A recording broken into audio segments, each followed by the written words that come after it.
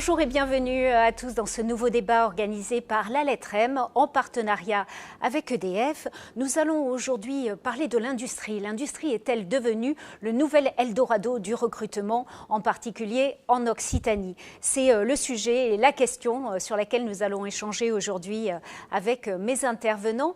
Mais avant de rentrer dans le vif du sujet, nous allons parler un petit peu avec Sylvain Vidal, le délégué régional Occitanie EDF. Bonjour. Bonjour Virginie. Bonjour, merci beaucoup à vous.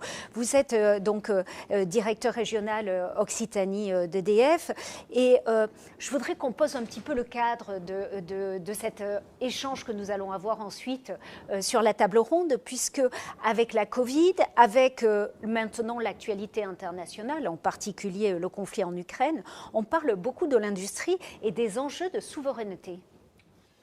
Oui, en effet, je pense qu'il y a une prise de conscience générale qui s'est faite d'abord avec la crise sanitaire sur les masques, la production de masques, de médicaments et aujourd'hui avec la situation dramatique qu'on vit en Ukraine, sur l'importance d'un pays dans sa capacité à produire. Et bon, il faut trouver en effet l'équilibre entre, je dirais, conjuguer une globalisation qui reste mondiale et puis l'enjeu de la souveraineté. Mais c'est manifeste que sur les enjeux de l'alimentation, de la santé et de l'énergie, cette question de la souveraineté est au cœur de l'actualité. Alors, comme vous le disiez, il y a beaucoup de tensions sur l'énergie, on en parle en ce moment effectivement. On connaît aussi les tensions et on va en parler en termes d'emploi. Est-ce que ça remet en cause les objectifs qui étaient fixés vers l'environnement ? Alors au contraire, je pense que la situation que nous vivons met en évidence en fait la convergence qu'il y a entre la lutte contre le réchauffement climatique et l'enjeu de décarbonation de nos activités et cet enjeu de souveraineté. Bon, évidemment, quand je dis ça, je fais référence à la crise qui est actuellement sur le gaz russe, qui est une énergie carbonée, et sur l'importance d'un pays. Enfin, c'est la conviction que nous avons à EDF qu'il faut arriver à avoir une source d'énergie de production décarbonée. Alors pour l'électricité, qui repose pour nous entre un équilibre entre les énergies renouvelables et le nucléaire, et puis aussi évidemment d'accompagner l'ensemble des citoyens pour, je dirais, décarboner leurs usages, c'est-à-dire substituer les énergies fossiles, comme le fioul, le charbon, le gaz, pour le remplacer par des énergies décarbonées. L'électricité en est une, ce n'est pas forcément la seule. Dans une vision du monde qui est partagée aujourd'hui sur le fait que demain, en 2050, on aura 30%, on aura une baisse de la consommation énergétique globale, mais globalement une augmentation d'au moins de l'ordre de 30% de l'énergie électrique. Alors, on va se rapprocher du territoire Occitanie, on est parti de l'international, parce que EDF est une grande entreprise très présente en Occitanie. Comment est-ce que vous vous positionnez ? Alors, en effet, EDF, le groupe EDF en Occitanie, je dirais, est un acteur industriel majeur avec 9200 salariés. C'est aussi un acteur très ancré dans son territoire, ça fait très clairement partie de notre ADN. Et aussi un élément qui est pour nous important, il y a une résonance avec, je dirais, notre environnement local sur cette importance à accompagner dans la décarbonation du territoire et aussi à créer des filières industrielles qui œuvrent dans cette décarbonation. Donc pour nous, c'est des enjeux sur l'accompagnement de nos clients pour les aider à justement faire des économies d'énergie et se dégager des énergies fossiles. Et puis des enjeux très importants sur la production. On est une région sur laquelle, en particulier pour nous, la production hydraulique est très importante. La production nucléaire aussi, évidemment, avec Golfech et puis le Gard rhodanien, la proximité de Tricastin. Évidemment, un territoire aussi très privilégié sur le développement des énergies renouvelables. Donc on a un petit peu, je dirais, tout le panel des enjeux nationaux ou internationaux que j'ai décrits. Alors vous le disiez, vous êtes un acteur majeur de cette région Occitanie, de ce territoire, vous y êtes présent, vous le vivez. On va parler dans cette table ronde, au-delà, donc vous l'avez évoqué, les enjeux de souveraineté et de climat, on va se centrer sur l'attractivité des métiers de l'industrie, puisqu'aujourd'hui, l'industrie, c'est un fort recruteur de la région. Qu'est-ce que vous avez envie de nous dire en introduction de cette table ronde ? Oui, en effet, l'industrie au sens large est un fort recruteur. Et c'est vrai qu'aujourd'hui, il y a un décalage d'image entre la perception que peuvent en avoir certains jeunes, leurs parents, certains enseignants, et le potentiel qu'offre l'industrie pour en particulier les jeunes générations. Et pour nous, et ça va être évidemment un des enjeux des tables rondes, c'est montrer comment l'industrie offre des métiers qui sont porteurs de sens. Et là, je fais référence à ce que j'ai dit sur l'environnement. À quel point ce sont des métiers qui sont modernes, innovants, à la fois dans les technologies, mais aussi dans les modalités managériales. Je pense que ça, c'est aussi important. C'est ce qu'attendent les jeunes, d'avoir une ouverture sur ce point-là. À quel point aussi montrer à quel point ce sont des métiers qui sont potentiellement évolutifs et diversifiés. Et puis, un enjeu important qu'on a relevé dans l'industrie, c'est l'attractivité vis-à-vis des femmes ou des jeunes femmes. Parce qu'il faut avouer que, bon, on offre à la fois des métiers sur lesquels, évidemment, qui leur sont accessibles. Et on a aujourd'hui un déficit important. Merci. Merci beaucoup. Merci à vous. On va se retrouver, Sylvain Vidal, en conclusion de cette table ronde. Je vous propose maintenant de regarder le portrait de nos intervenants. Élu en juin 2021, conseiller de la région Occitanie, en charge de la délégation économie, emploi, innovation et réindustrialisation aux côtés de la présidente Carole Delga, Jalil Benabdillah est aussi vice-président de l'Agence de développement économique de la région Occitanie ADOC. Une continuité de son engagement pour ce chef d'entreprise qui préside Leader Occitanie depuis 2015 et qui est membre des conseils d'administration d'Aerospace Valley et de l'IMT Mines Alès. Président de l'Union des industries et métiers de la métallurgie Occitanie depuis 2018, Bruno Bergouin est aussi le chef de file de France Industrie Occitanie, l'organisation professionnelle unifiée de l'industrie qui regroupe l'UIMM, la Fédération du bois, la chimie, l'énergie, le textile, les médicaments, la filière carrière et matériaux, Polivia, agroalimentaire et nautisme. Il travaille au sein du groupe Safran en tant que directeur programme Airbus et ATR et directeur relations institutionnelles en Occitanie. Après avoir dirigé la centrale nucléaire de Nogent-sur-Seine et avoir été impliqué dans la gestion d'actifs des 88 réacteurs nucléaires à travers le monde, Hervé Maillard est depuis mars 2018 directeur de la coordination nucléaire. Ce diplômé en génie mécanique, engagé de longue date dans le soutien à la filière, fut secrétaire de la plateforme France Nucléaire et responsable de la conception, de l'instrumentation et du contrôle des centrales nucléaires en France et en Chine. Il est le directeur délégué permanent de la filière nucléaire. Jacques-Olivier Solé a les ressources humaines dans les veines. Après avoir occupé plusieurs postes de DRH chez Veolia Eau, il est depuis 2014 le directeur des ressources humaines d'Alkia Région Sud-Ouest. Accompagné par son équipe, il conseille le comité de direction sur les enjeux humains de la région et s'est attelé avec énergie à la création et à la structuration de la DRH dans le cadre de la création de la Région Sud-Ouest. Alors si vous nous rejoignez, nous sommes donc en direct avec vous pour parler de l'industrie. La région Occitanie est-elle le nouvel Eldorado du recrutement, en tout cas pour l'industrie? C'est ce que nous allons évoquer avec nos 4 intervenants que vous venez de découvrir en images. Je vais commencer avec vous, Bruno Bergouin. Alors l'industrie, il y a 9 branches dans l'industrie, on ne va peut-être pas tous les citer, mais c'est la santé, la métallurgie, la chimie, l'agroalimentaire ou le bois, pour exemple. On s'est rendu compte ces derniers temps, on l'a évoqué tout à l'heure avec Sylvain Vidal, la prise de conscience en France que l'on devait donc s'occuper de l'industrie, réinvestir dans l'industrie, que l'écosystème était très favorable, qu'on était en plus sur des innovations à venir qui étaient des challenges formidables. Pour autant, quel constat dressez-vous aujourd'hui sur les emplois, sur cet état de l'industrie ? Oui, bonjour Virginie. Alors tout d'abord le constat en Occitanie, puisqu'on va parler de l'Occitanie aujourd'hui, nous avons à peu près 210 000 salariés, voilà, sur à peu près 10 000 établissements. Nous en avons perdu à cause de on va dire, suite à cette crise du Covid, sur la partie 2020, surtout 2020, début 2021, 2-3 000 salariés. Qui sont d'ailleurs aujourd'hui pratiquement retrouvés. Mais effectivement, le choc a été important parce que c'était notre région d'Occitanie, qui est la 4e région de France, est également une région finalement très industrielle, avec beaucoup de salariés. Donc effectivement, après le premier choc du Covid, effectivement, il y a le rebond. Bon, effectivement, à l'instant T, aujourd'hui, premier trimestre 2022, nous avons aussi un écosystème géopolitique qui vient un peu nous heurter. Mais je pense que pendant cette crise, d'ailleurs, D'ailleurs, on a fait une enquête avec l'UMM, l'Union des industries des métiers de la métallurgie, et l'IFOP, qui est paru la semaine dernière, où 90% de la population d'Occitanie a bien vu quand même les effets sur leur quotidien de ce manque d'industrialisation.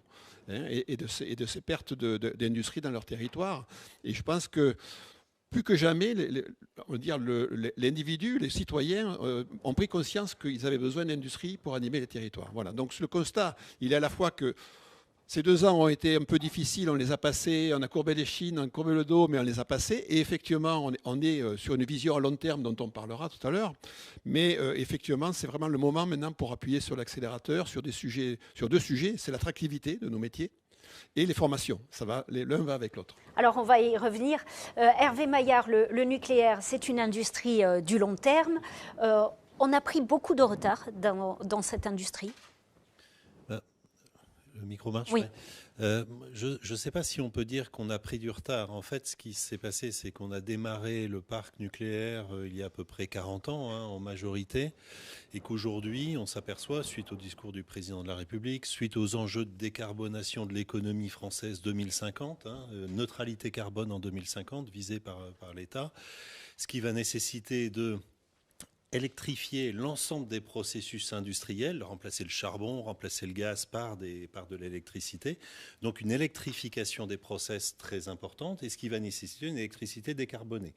Donc l'électricité décarbonée aujourd'hui, en France, c'est quoi? C'est les ENR, bien évidemment, et le nucléaire. Je rappellerai juste un chiffre qui est quand même intéressant à avoir en tête, c'est qu'en France, le kilowattheure moyen produit 60 grammes de CO2, et dans nos voisins à l'Est, il est plutôt aux alentours de 500-600 grammes de CO2 par kilowattheure. Alors, dans ce contexte, le président de la République a décidé de relancer la construction de nouvelles centrales nucléaires. Il nous demande d'étudier la construction de 6 EPR, donc des centrales de 1600 mégawatts. En France, et une option pour 8 réacteurs derrière. Ce qu'il faut voir, c'est que ces réacteurs vont générer un emploi local très important et avec une durée d'exploitation de 60 ans. Donc en fait, ça donne une visibilité aux régions, ça donne une visibilité aux gens qui veulent travailler dans le nucléaire extrêmement importante, extrêmement rassurante vis-à-vis des gens des jeunes qui veulent s'engager dans l'industrie. Donc je ne dirais pas qu'on a pris du retard, il faut relancer le système, il faut relancer avec les écoles, avec les rectorats. Oui, parce que vous me disiez, par exemple, aujourd'hui, quand on manque de soudeurs, par exemple, mais ce sont des formations, clairement, où le système scolaire a désinvesti les formations parce qu'il n'y avait pas de relance dans l'industrie. Donc aujourd'hui, il faut remettre en ordre de marche, ça faisait partie des constats. Autre constat aussi, une usine aujourd'hui que vous êtes en train de construire, une centrale en Angleterre, une personne sur 2 qui travaillera n'est pas encore née. Tout à fait, ça c'est l'effet des 60 ans. Donc c'est intéressant, ceux qui construisent aujourd'hui, ils savent que leurs enfants pourront y travailler aussi derrière. Alors par rapport à l'exemple des soudeurs que vous prenez, c'est un exemple très intéressant parce qu'un jeune soudeur qui sort d'école, pour acquérir les compétences, les qualifications pour être soudeur nucléaire, il lui faut 2 ans de plus que son école. Donc une entreprise qui l'embauche va le former pendant 2 ans.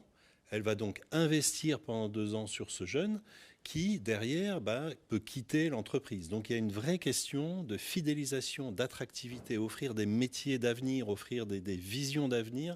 On va y revenir. On va y revenir, si vous voulez bien, dans la 3e partie de cette émission. Je vais me tourner à présent vers Jacques-Olivier Solé. Donc, je rappelle que Dalkia, c'est une filiale du groupe EDF, que vous êtes dans les métiers de l'énergie, des métiers pour faire des économies à vos clients, qui sont les collectivités, les industries, les activités tertiaires, etc.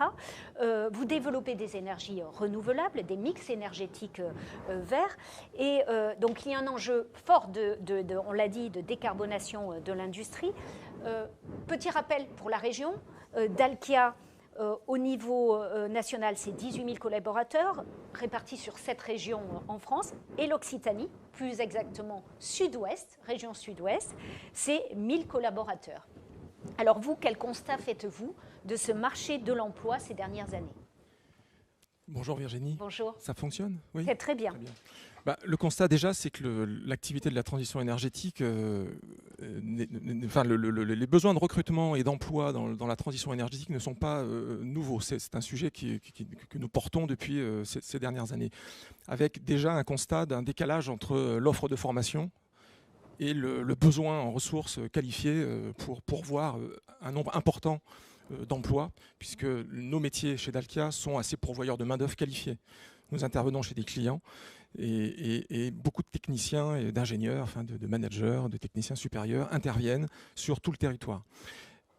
Et nous avons une activité qui est très territorialisée, et y compris sur des territoires ruraux, très éloignés des grandes métropoles comme Toulouse ou Bordeaux ou Poitiers, pour citer les plus grandes agglomérations sur le territoire de la région sud-ouest.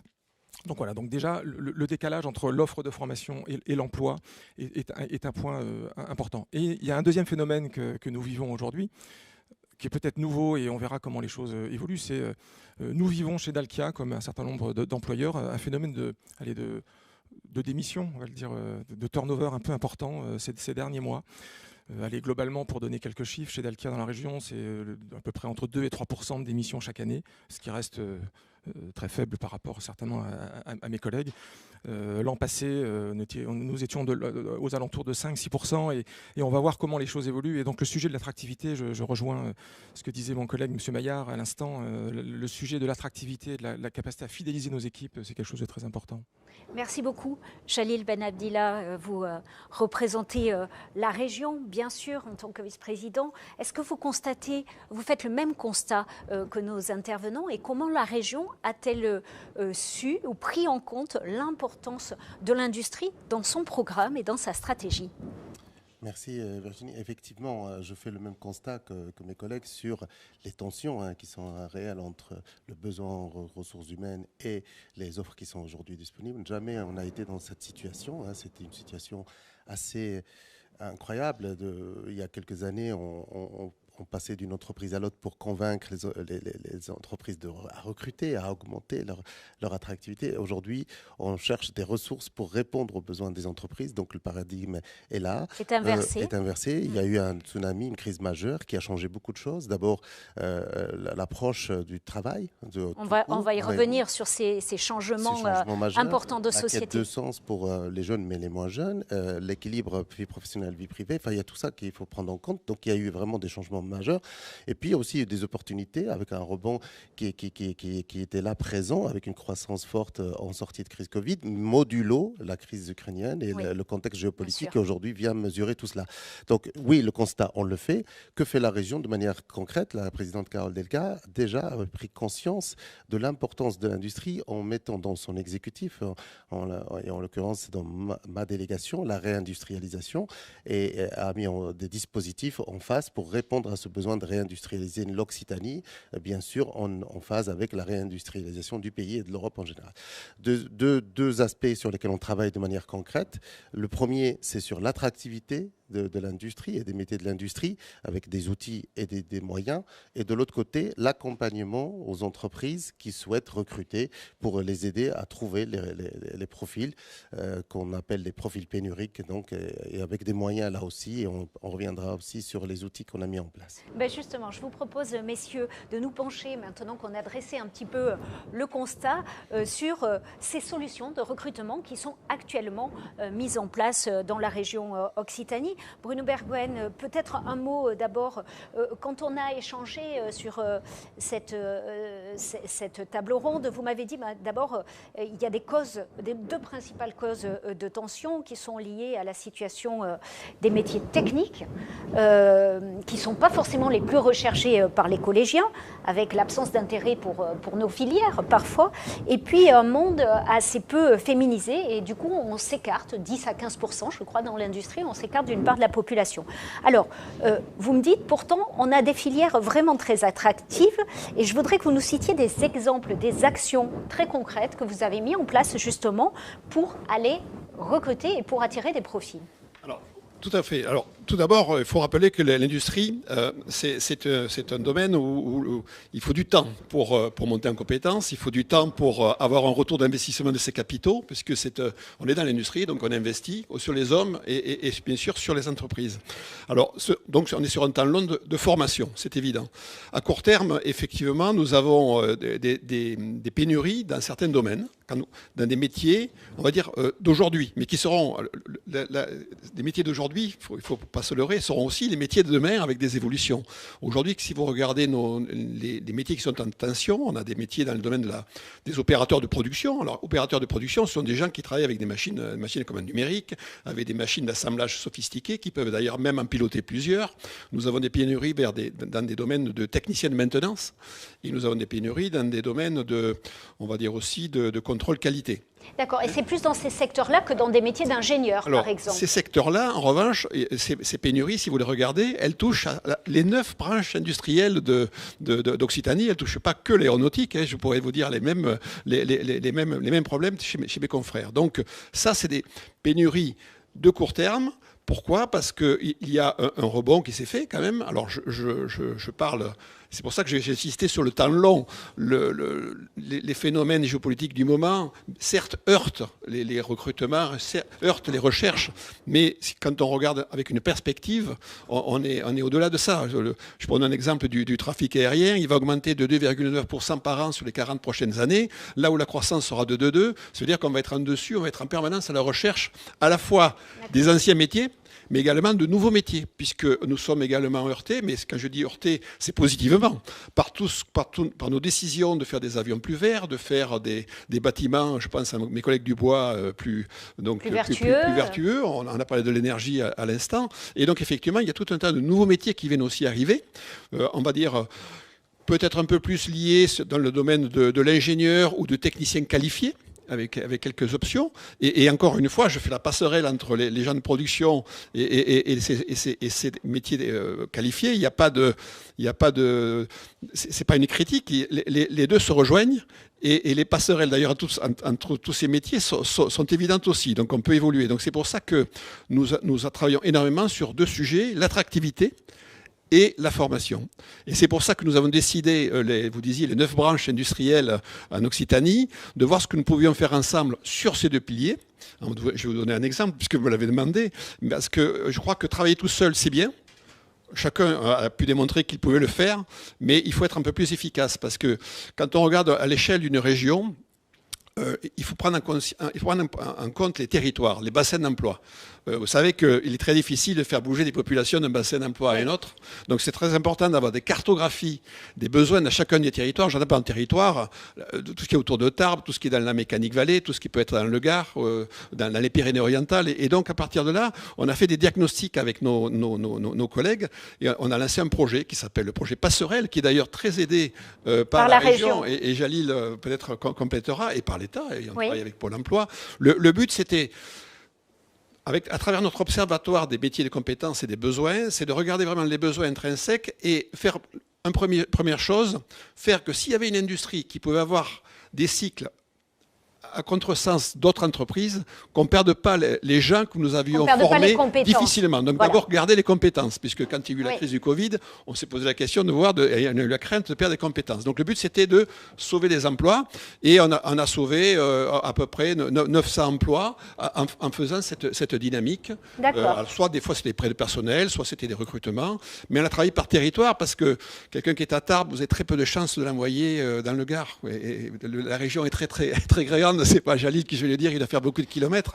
Donc il faut vraiment. Oui, il fallait cet observatoire pour savoir dans chaque secteur industriel et dans chaque territoire quels étaient les besoins. Parce qu'une fois que le diagnostic est fait, et quand on voit qu'il y a une pénurie, par exemple, d'opérateurs de production, eh bien, on se met ensemble à former 3 opérateurs pour la métallurgie, 3 pour le bois, 3 pour le. Et on lance des formations communes pour essayer d'être dans une spirale positive. Et donc ça, c'est le système passerelle, le dispositif passerelle industrie. Qui vient s'ajouter à tout ce que la région a déjà fait, ou que l'État fait, mais qui est coordonné sur ces 2 thèmes, ces 2 jambes, attractivité et formation, Avec les 10 branches industrielles. Et ça nous fait travailler. On est quand même plus fort en travaillant ensemble que tout seul. Alors justement, je vais faire réagir Jalil Ben Abdillah, puisque la région, vous avez été cité, vous êtes partenaire de ce dispositif Passerelle Industrie, mais ce n'est pas le seul dispositif sur lequel la région travaille, apporte des solutions concrètes et s'investit pour justement parvenir à ce recrutement dans l'industrie.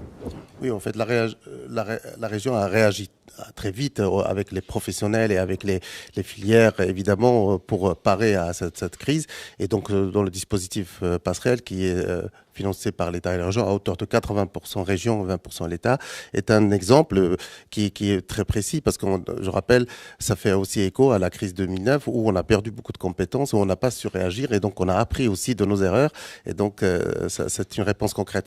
Je l'ai dit tout à l'heure, la région joue sur les deux paramètres qui sont l'attractivité des métiers. On a un appel à projet important qui s'appelle Infométier qui vise deux populations, les scolaires d'un côté évidemment et les demandeurs d'emploi. Il y a des actions précises avec un ensemble de filières structurées pour évidemment montrer d'abord aux filles que c'est possible de travailler dans l'industrie, démystifier l'industrie, montrer le visage réel de l'industrie qui est une industrie moderne, numérique, qui a intégré la transition énergétique, mais aussi donc l'industrie du futur, robotisée, cobotisée, etc. Donc montrer toutes les perspectives aussi, donc tous les métiers possibles dans l'industrie. Ça, on fait un travail avec évidemment les syndicats professionnels et les filières et les pôles de compétitivité. Sur le volet, on va dire, accompagnement au recrutement pour les entreprises, on a d'abord un dispositif simple et très concret, c'est le Pass RH qui permet à des entreprises de faire appel à un professionnel pour des profils pénuriques, difficiles, complexes parfois à trouver, ou parce qu'il y a des spécificités du métier, ou parce qu'il y a parfois des questions de territorialité moins attractives aussi, et donc il faut un coup de main. Il est plafonné à 20 000 euros, donc d'aide, c'est à hauteur de 50% de la dépense de l'entreprise. On a évidemment d'autres dispositifs, donc passerelles. On a aussi on encourage le travail mutualisé, ça veut dire par les groupements d'employeurs. Donc là aussi, il y a des aides spécifiques, bien sûr moyennant des conditions précises pour donc les groupements d'employeurs. Il y a les salons TAF aussi. Les salons TAF qu'on a déployés un peu partout. Dans toute la région. Qui visent des publics jeunes, mais aussi moins jeunes. Mais donc c'est vrai que la cible première, c'est les publics jeunes, où là, on a de l'orientation, de l'information, on parle emploi, on parle aussi formation. Donc évidemment, il y en a à quasiment, j'allais dire en ce moment, à un rythme d'1 par semaine dans tous nos départements. Et on s'appuie beaucoup sur deux structures qu'on a, pour terminer, c'est les maisons d'orientation et les maisons de la région, qui sont là aussi implantées dans les territoires, au plus près de ces publics-là, pour informer et mettre à disposition, on va dire, que ce soit des accompagnateurs au retour à l'emploi, que ce soit des équipes pédagogiques quand elles le souhaitent, tous les outils qu'a mis en place la région. Et il y a un magazine aussi sur la transition de l'industrie en Occitanie qui va sortir le 1er décembre prochain, qui sera en ligne sur le site meformerenregion.fr. Pour mieux faire connaître. Pour mieux faire connaître, mieux valoriser la filière industrielle et montrer tout le potentiel qu'elle offre en ce moment. Et donc, pour essayer d'en faire un Eldorado, comme vous l'avez suggéré. Un Eldorado. Alors justement, Jacques-Olivier Solé, partant de ce constat de la pénurie et de la concurrence aussi, parce que du coup, tout le monde se retrouve sur ces métiers en tension, vous avez pris le taureau par les cornes de la formation, on va dire, chez Dalkia. Oui, effectivement, il n'y a pas de fatalité. Si on regarde le sujet par le mauvais bout de la lorgnette, on se dit que c'est une montagne infranchissable et on n'y arrivera pas. Or, on y arrivera et on y arrive. Donc il y a bien des solutions. Donc le parti pris chez Dalkia et de façon générale dans le groupe EDF, mais c'est de mettre le paquet sur la formation et sur l'alternance. Et donc il faut qu'on forme nous-mêmes les formations qui n'existent pas sur le marché, et les jeunes et les moins jeunes qui n'ont pas les formations adaptées pour être chauffagistes, techniciens en climatisation, en ventilation, ou qui connaît le process industriel quand on intervient sur les problématiques énergétiques de nos clients industriels. Donc ça, c'est l'alternance sur la région sud-ouest, c'est dans les faits pratiquement. Il y a quelques années, en 2017, à peu près 3% de l'effectif était consacré à des personnes en alternance, tout confondu. Cette année, nous serons entre 5,5 et 6%. Donc on a doublé la bande passante, et avec derrière un sujet deux points que je voudrais développer. Le premier, c'est l'alternance. Ce n'est pas que des jeunes apprentis qu'on prend au berceau en formation initiale pour préparer un bac professionnel ou un BTS. Alors certes, il en faut et c'est indispensable, et il faut intégrer nos jeunes et rendre nos métiers attractifs. Mais c'est aussi l'alternance, la formation professionnelle en alternance avec des dispositifs qui sont construits, des titres professionnels validés par la profession que nous arrivons à construire avec notamment des partenaires. Alors le campus d'Alkia est le principal partenaire pour nous, la région, mais nous travaillons également avec des organismes de formation de type l'AFPA. Donc, nous avons monté un titre TMCVC, technicien de maintenance en chauffage, ventilation, clim, en zone toulousaine. Et une promotion est en cours de réalisation avec une dizaine de techniciens en formation, ce qui nous permet de diversifier les profils. Donc c'est le deuxième sujet que je voulais citer, donc la diversification des profils. Il y a des jeunes et puis il y a des personnes qui sont intéressées par nos métiers. La transition énergétique, c'est un métier qui est plein de sens, on en parlait déjà tout à l'heure, et il y a des choses à faire valoir pour des professionnels qui se posent des questions sur leur avenir professionnel, des professionnels ou des demandeurs d'emploi, des personnes qui ont des accidents de carrière, peuvent être intéressés par nos métiers. Et pour ce faire... Il y a un dispositif, voilà, je crois, dont vous allez nous parler, le POEC, c'est ça? Alors, la POEC. Dire un petit mot. Donc, en fait, notre sujet d'identification, alors de vendre, enfin d'expliquer quels sont nos métiers, il faut toucher des publics très, très variés. Alors, je vais vous dire deux mots de la préparation opérationnelle à l'emploi collective. Alors, POEC pour les POEC. Voilà, c'est un dispositif réalisé en partenariat avec le Pôle emploi. Et un organisme de formation avec des financements par l'OPCO, les organismes financeurs de la formation professionnelle, l'OPCO 2I en l'occurrence, qui permettent donc qui visent donc des demandeurs d'emploi qui vont suivre un stage de formation de 400 heures accolé avec un organisme de formation qui dispense des formations très directes à nos métiers, permet de valider à la fois l'employabilité, l'intérêt pour le métier et en contrepartie de ces 400 heures donc financées à la fois par l'OPCO. Des formations du coup qui sont ciblées sur le besoin. Sur le besoin, complètement adaptées à nos métiers. Parce qu'on a souvent dit qu'il y avait une dichotomie et que c'était le problème entre les demandeurs d'emploi, les formations existantes et les besoins réels des... En fait, le contenu des formations est travaillé avec mes équipes pour adapter. Alors on part d'une adaptation en fait du titre TMCVC en version allégée avec selon la situation, selon le bassin d'emploi, un peu plus d'électricité, un peu plus de chauffage, un peu plus de clim pour rendre les choses très très adaptées à la situation. C'est du sur-mesure, on va dire. Allez, c'est de la demi-mesure. Voilà, on va dire. En contrepartie de cette période, l'employeur, nous nous engageons à proposer un contrat d'alternance ou un CDD de plus d'un an ou un CDI. Nous sommes en train de monter un dispositif, alors c'est pas en Occitanie, mais où on passera directement de la POEC à un CDI. Mais voilà, donc l'enjeu est de pouvoir nous adresser à des populations qui ne seraient pas venues spontanément vers nos métiers, de vérifier qu'ils en ont la motivation, l'intérêt et aussi les prérequis techniques après la formation de 400 heures. Et ensuite, on reprend la main sur des dispositifs de formation en alternance qualifiante. Voilà. Et puis évidemment. Donc ça, c'est un dispositif que vous avez testé l'an dernier. On l'a testé. Alors on l'a testé en 2019. Ça a fonctionné. Oui. Bon, en 2020, année Covid, ça a été difficile. Voilà. Nous avons reproduit l'exercice en 21.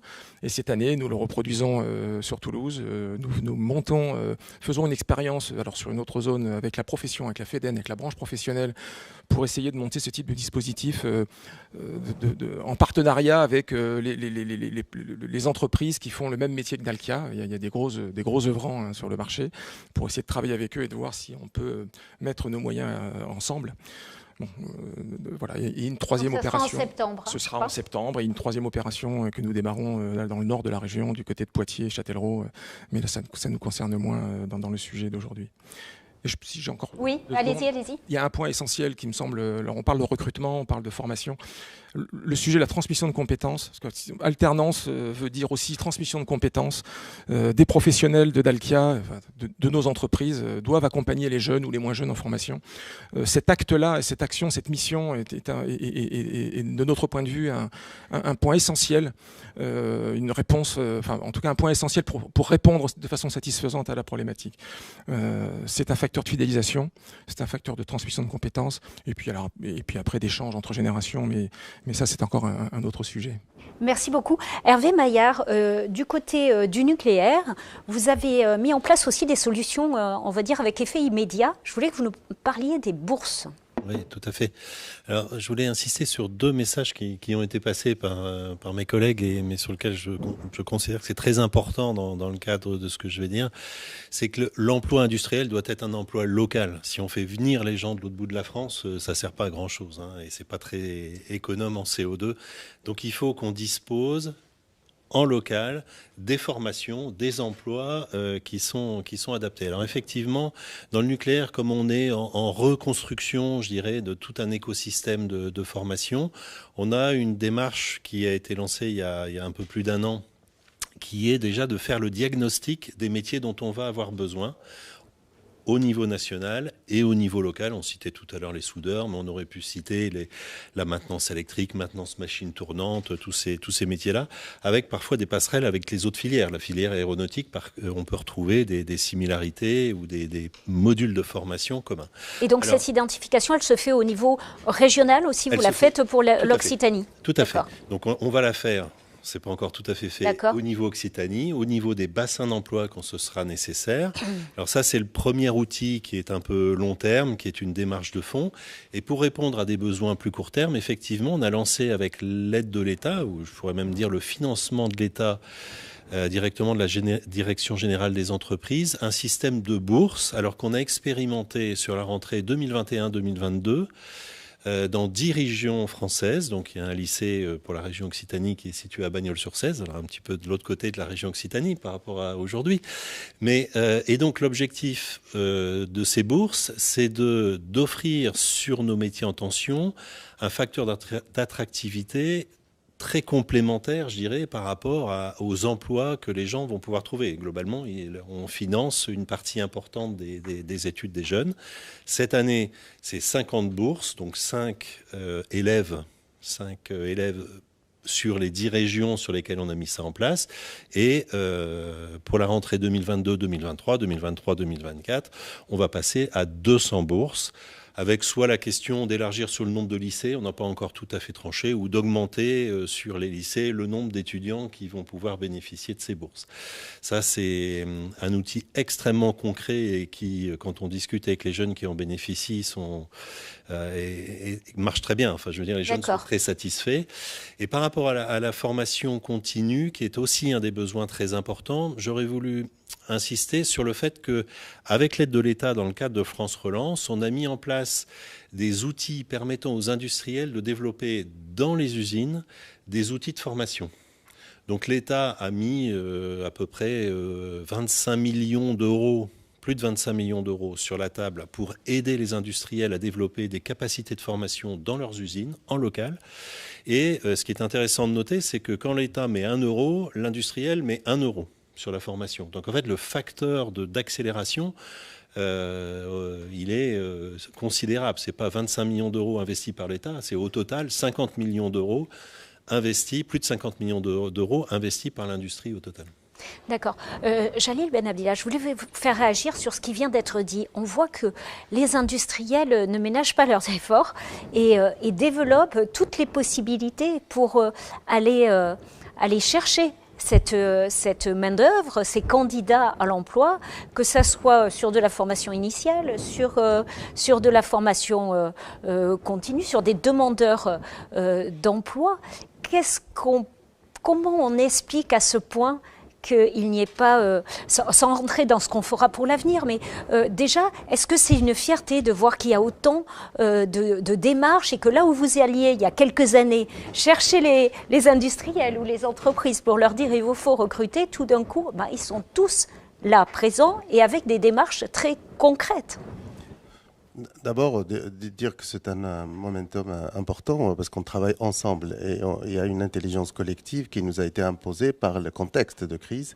Et donc, le travail avec l'État, le travail avec les collectivités locales, le travail avec les professionnels et les filières, et donc aujourd'hui porte ses fruits. Donc, il y a une préoccupation commune et on travaille de manière, je l'ai dit, intelligente ensemble sur les enjeux, les priorités et les dispositifs que la région, par exemple, met en place répondent à des besoins précis, à une expression des besoins. Vous voyez, sur le décalage entre, vous l'avez dit tout à l'heure, les formations et les besoins des entreprises, sur les formations courtes, les formations intégrées au sein des entreprises. On a gagné en agilité. On a gagné en agilité, en efficacité. En tout cas, on se parle de manière très pragmatique et très concrète. Aujourd'hui, je pense que ça, c'est un bénéfice de cette crise et il faut il faut tirer quelques enseignements, mais je veux dire, celui-là a été tiré, donc le travail collaboratif est là. Deuxièmement, il y a des menaces réelles, pour dire les choses, et tout le monde est conscient de ces menaces-là. Les menaces sont sur, évidemment, le désintérêt pour le travail et pour l'industrie, mais pas que, parce qu'avant, on parlait des métiers en tension qui étaient ceux de l'hôtellerie, de la restauration, etc. Aujourd'hui, vous avez autour de la table des entreprises qui sont pas du tout dans ces secteurs-là. On parle de l'industrie, on parle aussi de l'aéronautique. Hier, j'étais avec le PDG d'Airbus qui me dit que l'Airbus est concerné aussi par ces problématiques-là. Il n'y a plus aucun secteur qui est épargné par ces Alors problématiques. que c'est vrai qu'avant, on pouvait parler d'Airbus, du spatial, Voilà. tout le nom suffisait. Le nom suffisait à attirer. Puis ouais. la banque, puis etc. Quelques secteurs. Aujourd'hui, tout le monde est concerné. Donc il y a une prise de conscience. Enfin, il y a des menaces qui peut-être qui sont aujourd'hui pas très visibles, mais qui sont réelles. Par exemple, les tensions dans le domaine du numérique, elles existaient avant. Vous voyez, elles ont été amplifiées par la crise, mais elles existaient avant. C'était un domaine qui était en forte croissance et les problématiques de trouver des ressources pour ce domaine-là étaient... Donc, ils connaissent ces problèmes-là. Mais il y a de nouvelles menaces par l'hybridation du travail, le télétravail, qui fait que, par exemple, des entreprises étrangères viennent aujourd'hui recruter des compétences chez nous, tout en les laissant chez nous, donc par le télétravail, et donc viennent déséquilibrer un système sur lequel nous, on est en train de travailler pour attirer les compétences. Donc, il y a des opportunités fortes, mais il y a aussi quelques menaces et on doit être vigilants ensemble. Donc, le travail qu'on fait, c'est d'avoir cette vision micro- et macroéconomique, intelligente, et puis qu'on complète les dispositifs existants. Vous l'avez dit, le travail qui a été fait avec l'État. On n'a pas parlé d'un dispositif qui s'appelle Territoire d'industrie. Il y a 10 territoires labellisés industrie en Occitanie, qui ne sont pas dans les métropoles. Ça matche aussi avec la volonté de la région de territorialiser son industrie et donc de faire de la réindustrialisation aussi dans les territoires et hors métropole. Donc, on a dans des territoires qui n'y étaient pas forcément. Mais il y a une acceptabilité depuis la crise qui n'existait pas. Il y a des élus locaux qui aujourd'hui mettent du foncier alors qu'ils étaient réticents au début. Enfin, il y a tous ces paradigmes qui sont en train de changer et on est dans un momentum où tout le monde a pris conscience de l'importance de réindustrialiser notre pays, donc a fortiori notre région. Et juste pour dire, la réindustrialisation qui est dans ma délégation n'est pas seulement évidemment la partie apparente de l'iceberg qui est attirer des investisseurs étrangers pour qu'ils viennent s'implanter ici. On a vu hier l'exemple d'Evotech qui est passé de 200 à 850 salariés. C'est très très bien et on en est fiers. Mais il y a toute la structuration des filières existantes et de l'endogène qu'il faut continuer à renforcer pour pouvoir faire nos masques, pour pouvoir faire nos blouses pour nos infirmières, pour pouvoir faire des dispositifs médicaux et tout autre en autonomie. Et donc on est en train de travailler sur notre autonomie, notre souveraineté économique, dans l'énergie, dans la santé, dans l'alimentation, dans d'autres secteurs. Donc voilà, le travail collaboratif entre opportunités et menaces est très important en ce moment. Alors si vous voulez bien, messieurs, je vous propose à présent que nous passions, que nous nous projetions vers l'avenir, vers un présent qui est juste demain, là, et l'avenir. C'est comment faire pour attirer plus de profils, pour aussi faire monter en compétences les profils que l'on a déjà dans les entreprises, pour ne pas perdre justement cette main-d'œuvre qualifiée et qu'elle puisse participer à cette industrie du futur que vous appelez de vos voeux et qui est ce vers quoi la région Occitanie se projette. Jacques-Olivier Solé, vous avez chez Dalkia identifié 3 grands objectifs pour demain, pour attirer les profils. Tout d'abord, la féminisation. On le disait tout à l'heure, l'industrie aujourd'hui, c'est 10 à 15% de profils féminins. Est-ce qu'on peut vraiment se passer de 50% des demandeurs d'emploi? Se passer de 50% du corps social, compte tenu des sujets qu'on évoque depuis 3 quarts d'heure maintenant, ce serait Voilà, donc chez Dalkia, c'est à peu près 15% de l'effectif au total qui est féminisé, en progression constante, mais forcément marginale. Et donc, effectivement, c'est un enjeu très, très, très important pour le groupe. Et alors, à la fois de féminiser l'intégralité de l'effectif, mais aussi, et peut-être prioritairement, démarrer par le haut de l'escalier, si je peux le dire, et de féminiser déjà le taux d'encadrement de façon importante, puisque y a probablement encore à travailler sur lever un certain nombre de stéréotypes sur la façon dont des métiers seraient réservés aux hommes alors que d'autres seraient réservés aux femmes. Vous avez d'ailleurs une directrice de région Sud-Ouest. Enfin, l'idée, c'est de donner des modèles, des exemples. Nous avons une présidente directrice générale, une directrice régionale, donc effectivement, quelque part, alors j'allais parler d'exemplarité, mais Sylvie, si tu m'entends. Bon, c'était la petite boutade. Non, mais c'est important parce que effectivement, on a toujours beaucoup de raisons d'entendre dans nos équipes managériales que c'est pas possible parce que les vestiaires ceci, parce que tel machin, parce qu'il y a que des hommes et que donc si une jeune femme venait rentrer dans les équipes, ce serait pas possible. Oui, mais là c'est trop. Voilà. Donc, on en est encore là. Je pense que Dalkia a bien évolué, mais allez, soyons modestes là-dessus. Et je pense que c'est quelque chose qui est très important. Et on l'évoquait avec mes collègues tout à l'heure, avant de se réunir ici. C'est au berceau qu'il faut attaquer le sujet. C'est d'abord il faut convaincre les parents, il faut aller convaincre les jeunes filles dans les collèges pour je vais prendre un mot à la mode, mais il faut déconstruire les stéréotypes. Il n'y a pas de métier réservé aux hommes et des métiers prétendument réservés aux femmes. Et donc, vous aviez d'ailleurs été très innovant en partenariat. Oui, alors nous avions Capital Filles. Nous avions noué un partenariat avec Capital Filles qui visait effectivement à promouvoir les métiers auprès d'un public féminin dans les collèges et dans les lycées auprès de jeunes filles. Le principe étant d'identifier des volontaires dans nos équipes, des femmes, pour marrainer des jeunes filles, pour les accompagner dans la construction de leurs projets professionnels, leurs projets de formation, justement pour démontrer que on peut être une femme et avoir une carrière extrêmement intéressante chez Dalkia.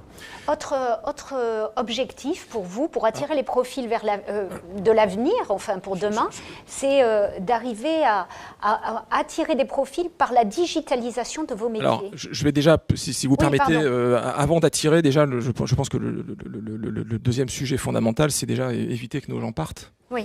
Et donc la fidélisation de nos équipes, c'est un truc super important parce qu'on investit dans de la formation. Donc quelque part, ça appelle la marque employeur, enfin développer la marque employeur. Et je suis sensible à ce qui a été dit juste avant. Le nom d'entreprise ne suffit plus. Avant, il y a des gens de notre génération, on commence à blanchir, ce qui n'est pas votre cas. Il suffisait de citer le nom d'un grand groupe prestigieux et ça suffisait pour remporter la partie et d'aller faire un stage et ensuite de projeter une carrière extrêmement valorisante dans un groupe extrêmement intéressant. Aujourd'hui, manifestement, c'est quelque chose qui ne marche plus. De dire nous sommes Dalkia, nous sommes groupe EDF, nous sommes Airbus, c'est pas la jeune génération n'est pas forcément n'est pas en appétence avec ça. Du coup, il faut trouver des choses pour faire rentrer des gens chez nous, mais du coup, il faut garder nos gens. Qu'est-ce que ça va être justement qui va permettre de fidéliser ? Eh bien, ce qui fait, on le sait bien, toutes les études un peu sérieuses sur le management, la motivation, mettent en numéro 1 le lien avec le manager. Donc le lien dans l'équipe, mes collègues, est-ce que je suis bien avec mon manager, est-ce que je suis reconnu ? Et le deuxième sujet aujourd'hui, et encore plus dans les jeunes générations, c'est le sens. Alors nous, je parle dans une entreprise, on a un sens extraordinaire, on sauve la planète.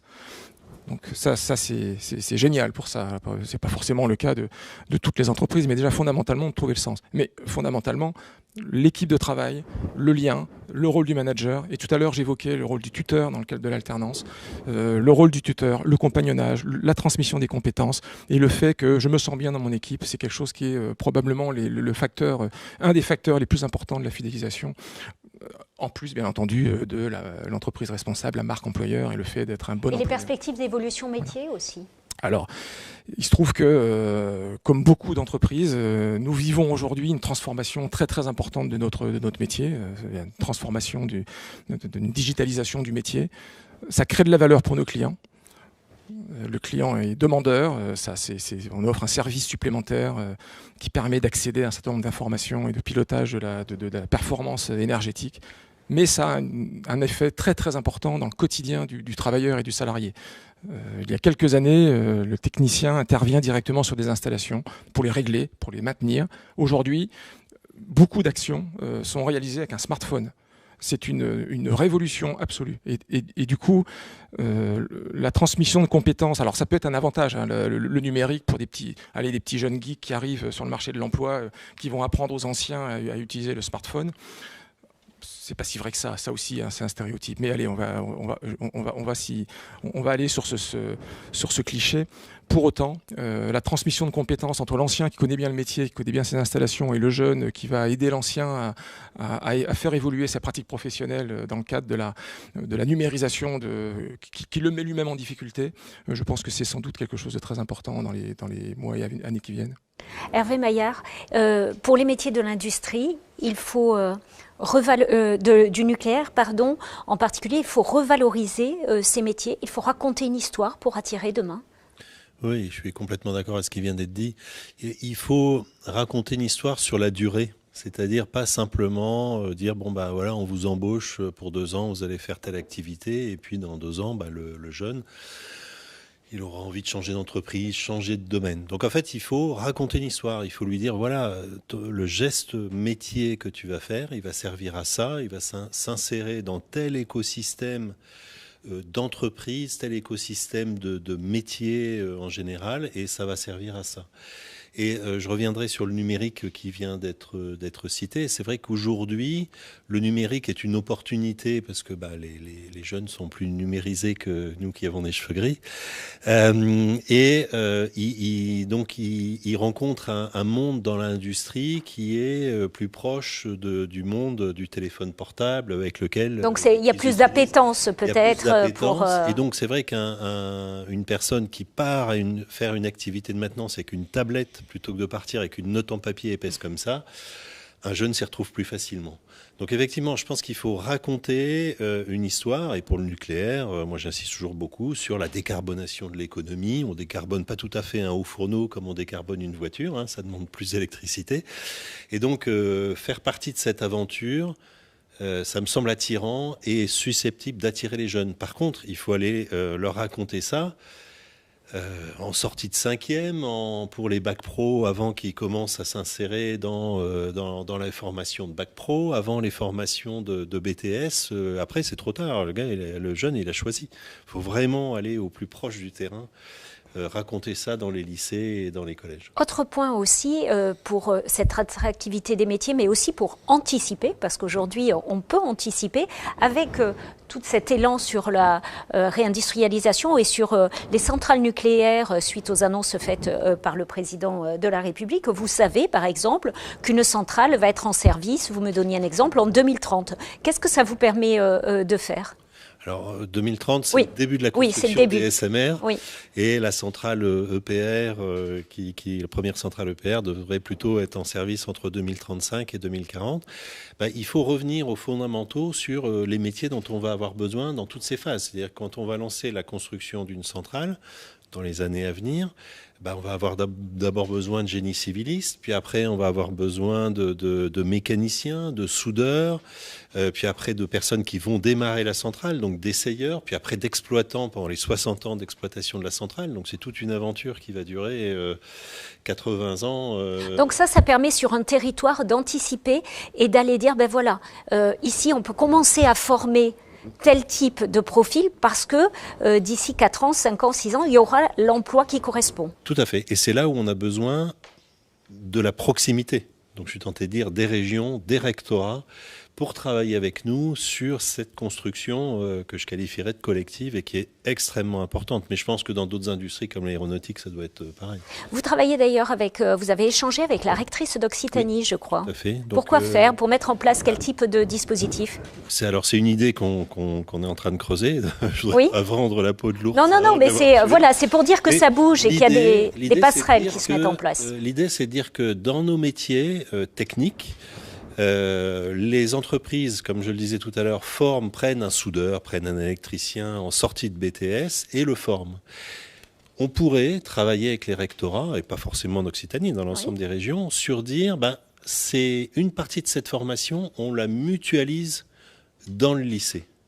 Et c'est gagnant pour nous parce que du coup, les entreprises n'ont pas à faire cette formation à leurs frais. Et c'est gagnant, je pense, pour les jeunes parce que on pourrait mutualiser ces référentiels de formation avec d'autres industries, ici l'aéronautique par exemple. Et c'est gagnant pour les régions parce que du coup, elles fidélisent ces jeunes qui, derrière, ont la bonne formation et donc qui vont rester dans l'écosystème. Alors messieurs, on va accélérer un petit peu parce qu'on se rapproche de la fin. Il nous reste quelques minutes de cette émission. Bruno Berguen, c'est un travail de longue haleine. Vous l'avez, je crois, exprimé, qui passe par des petites actions très concrètes. Alors, je voudrais qu'on en cite quelques-unes.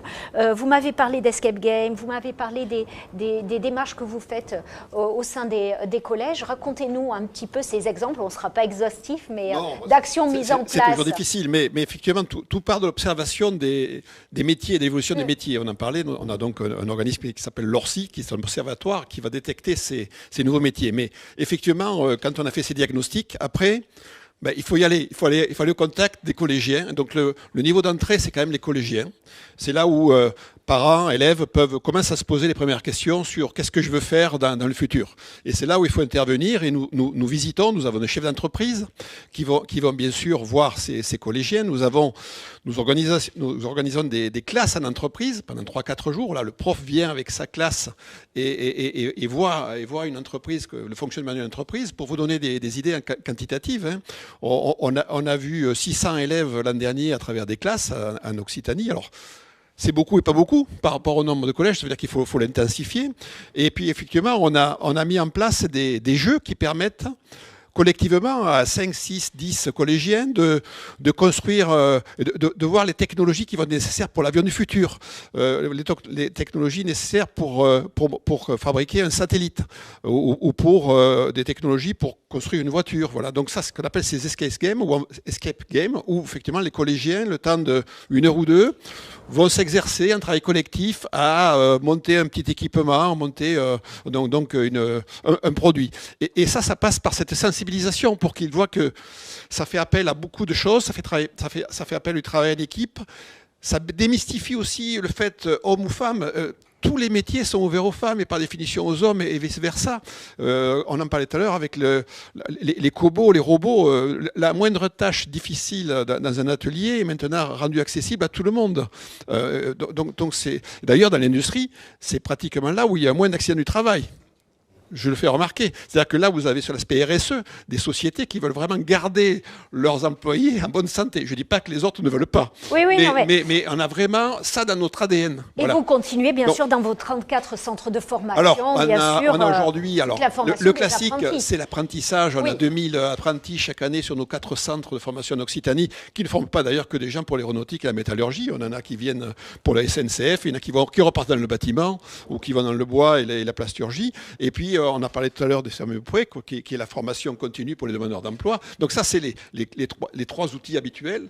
La détection, l'apprentissage, la formation continue. Mais après, il faut aller encore plus en amont. Et là, c'est dans les collèges, c'est ces space games, ces motivations, cette information. Et donner aussi aux outils aux jeunes dans les lycées, dans les académies, les former à ce qu'est devenu l'industrie. Parce que dans le monde académique, il y a des gens de bonne volonté, c'est sûr, mais il y a des gens qui n'ont pas forcément traîné bien longtemps dans l'industrie, s'ils ont traîné un jour. Donc il est important de leur donner aussi les outils, de les projeter sur cette industrie du futur. Voilà, et c'est ce que nous essayons de faire, et ça c'est un travail de fourmi, vous avez raison. Alors Jalil Benabdillah, on va conclure ensemble avant de retrouver Sylvain Vidal et Olivier Chanel qui vont venir me rejoindre dans quelques instants. On l'a dit, ces métiers de demain, cette industrie, elle est en véritable transformation. Il y a aussi beaucoup d'autres choses qui ont changé pour pouvoir attirer les jeunes. C'est aussi la mentalité qui a changé. Et donc, il faut s'y adapter et dans tous les métiers. Oui, on l'a dit, il y a une vraie quête de sens, ça a été dit et répété, et c'est une réalité. Je vais vous donner 2 exemples très précis. J'étais avec la présidente Carole Delga en visite d'un chantier d'excellence dans le bâtiment. Et en fait, le témoignage de 2 jeunes, une jeune fille et un jeune garçon, qui travaillent donc dans ce secteur-là, a été la meilleure démonstration, en fait. Et ce que je veux dire par là, ce sont les ambassadeurs, c'est les jeunes qui parlent aux jeunes. Il est évident que moi, quand je vais, ou avec mes collègues, etc., dans un lycée, je peux parler parler d'entrepreneuriat, je peux parler de ce qui est possible, du storytelling de mon histoire, pour montrer qu'on peut franchir des étapes et que le mérite finit par amener des solutions. Mais si c'est un jeune qui parle de son métier, de ce qu'il vit, etc., il témoignait sur la pénibilité, sur le temps qu'il avait, sur la fierté qu'il avait à passer devant un bâtiment, dire je l'ai construit. Enfin, il y a tout ça. Ça parle à des jeunes. Donc, il faut utiliser ces ambassadeurs-là. C'est très important. La deuxième, c'est de dire, évidemment, il faut tenir compte de ces nouveaux paradigmes et ouvrir les chakras. Par exemple, dans le stage de troisième, qui est le premier stage à laquelle les élèves sont confrontés avec le monde économique. Beaucoup n'ont pas de stage ou ne trouvent pas de réponse à leurs demandes. Vous voyez, il y a des parents désespérés qui viennent la veille avec des CV, etc. Eh bien, le monde économique, nous, on doit prendre conscience que c'est le premier contact avec ce monde économique qu'il faut le rendre, on va dire, chaleureux, acceptable, ouvert. Que ça soit une belle expérience. Et oui, donc quand on lutte contre tous ces stéréotypes, on a aussi un travail à faire, à permettre à tous les jeunes de troisième d'avoir un stage et une belle expérience et à prendre en conscience que ce stage-là d'une semaine, vous voyez, peut être aussi très déterminant pour la suite. Donc l'anticipation, c'est pas a posteriori, c'est a priori qu'il faut faire des choses. Donc on a beaucoup de travail à faire à tous les étages pour permettre évidemment à l'industrie, mais à l'économie en général et au monde économique en général, évidemment de faire sa mue. Évidemment, ça, on a parlé des outils, de l'industrie du futur. Je veux dire deux choses pour ce qui concerne la région. On est dans une temporalité importante. En ce moment, on est dans les concertations pour la nouvelle stratégie régionale emploi-croissance qui englobe les 4 schémas, dont le schéma régional développement économique, innovation, industrialisation, qui concerne l'industrie.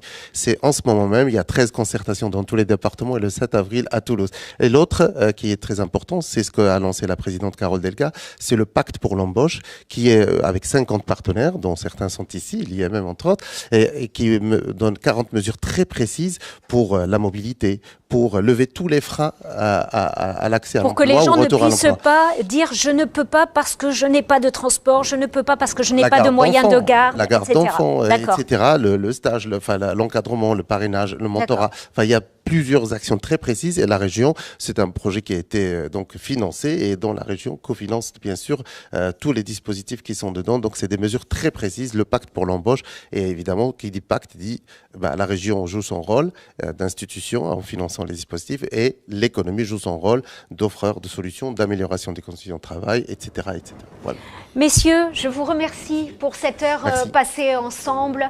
Nous avons posé des constats, nous avons parlé des solutions que vous mettez tous en place dans cette belle émulation qui va être celle de la réindustrialisation. Et puis nous avons essayé de nous projeter vers l'avenir pour voir comment on peut demain faire mieux, attirer les talents vers vos secteurs d'activité. Je vous propose tout de suite de retrouver Sylvain Vidal pour la conclusion de cet échange.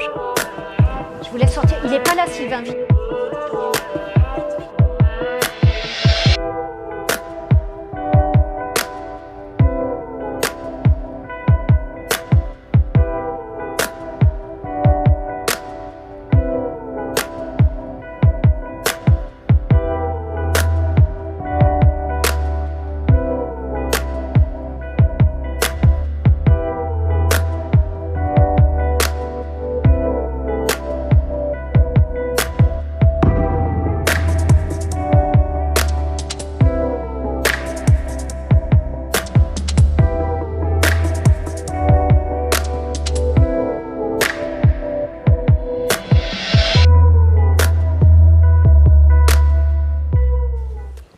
Alors nous revoici pour conclure. On a débuté ensemble cette table ronde. Sylvain Vidal, on a tenté de dégrainer un petit peu tout ce qui était possible sur notre région, en tout cas tout ce qui était mis en place.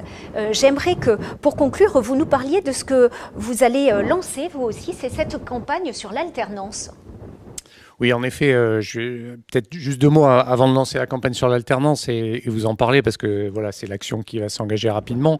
Enfin, moi, ce que j'ai trouvé particulièrement marquant, c'est la convergence de vues que nous avions tous, à la fois, je dirais, sur le diagnostic et les enjeux, mais aussi la convergence d'actions, à la fois sur les enjeux d'attractivité et les enjeux de formation.